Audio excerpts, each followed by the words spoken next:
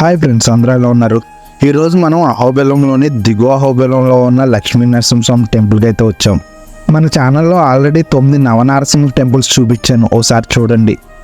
Nava Narasimha temples వచ్చి యోగానంద, చిత్రావత, భార్గవ, ఉగ్ర, మాలోల, వరాహ, జ్వాల, కారంజ, పావన నరసింహస్వామి టెంపుల్స్. ఈ దిగువ నరసింహస్వామి టెంపుల్ రాత్రి 8 గంటల వరకు ఉంటుంది.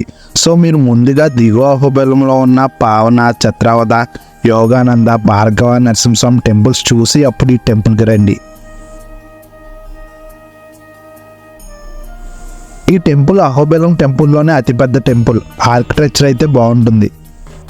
బయట ఎక్కడ ఉచిత దర్శనం అని బోర్డు కనిపించలేదు, బట్ లోపల ఉచిత దర్శనం ఉంటుంది.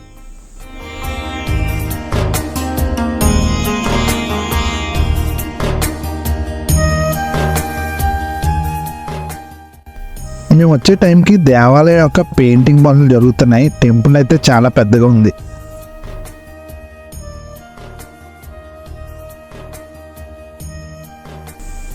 మనకి టెంపుల్లో అక్కడక్కడ శృంగార భంగిమలు కనిపిస్తాయి. ఇలా బొమ్మలు ఉండడానికి కూడా మన హిందూ ధర్మంలో మంచి ప్రాముఖ్యత ఉంటుంది.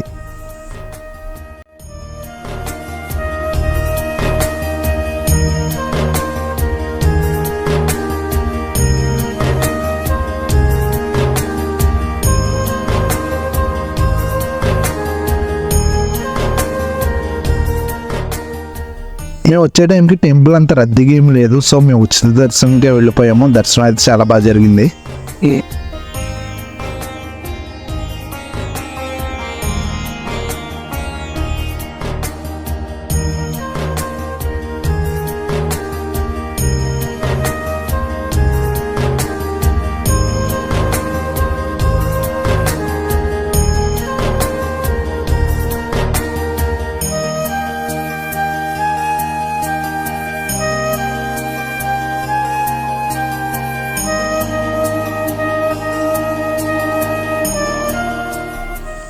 టెంపుల్ లోపల గుడి ఆర్కిటెక్చర్ చాలా బాగుంటుంది. ఆ కాలంలో ఇంత నైపుణ్యంతో చెక్కడం అంటే అంత ఈజీ కాదు.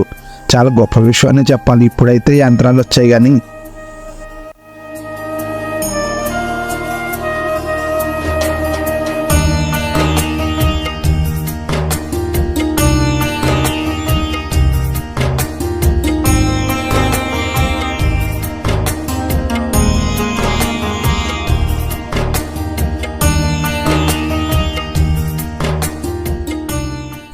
ఈ టెంపుల్ కాక మిగతా ప్రహరీ అంతా ఈ మధ్య రీకన్స్ట్రక్షన్ చేసినట్టుగా ఉంటుంది.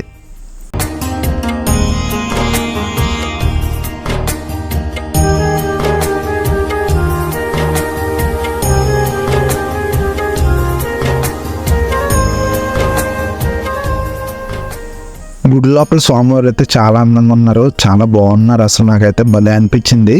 అంత అందంగా ఉన్నారు ఆయన అయితే. ఖాళీగా ఉండడం వల్ల గర్భగుడిలోనే చాలాసేపు ఉండిపోయాము. పంతులు గారు కూడా ఏమీ అనలేదు. కొంచెం సేపు ఉండి మళ్ళీ బయటకు వచ్చేసాం. దర్శనం చేసుకుని వచ్చి కొంచెంసేపు ఈ టెంపుల్లోనే కూర్చొని మళ్ళీ బయటికి వచ్చేసాం.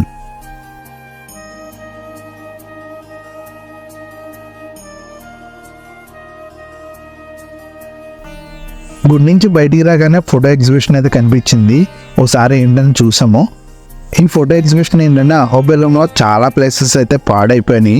వాటిని మళ్ళీ రీకన్స్ట్రక్షన్ చేశారనమాట. సో అవి చూపిస్తున్నారు ఇక్కడ ఆఫ్టర్ బిఫోర్ అని. అంటే పాడైపోయినప్పుడు ఎలా ఉండేది, పాడైనప్పుడు ఎలా ఉండేదని చూపించారు. కొన్ని ఫొటోస్ అయితే మీకు చూపిస్తాను, చూడండి. ఈ టెంపుల్తో అహోబిలంలోని టెంపుల్స్ అన్ని కవర్ చేసాను. ఒకే ఒక వీడియో ఉంది, ఇంకా ఉగ్రస్తంభం. ఆ వీడియో అయితే చాలా బాగుంటుంది. త్వరలోనే మేము ముందుకు వస్తాం ఆ వీడియోతో.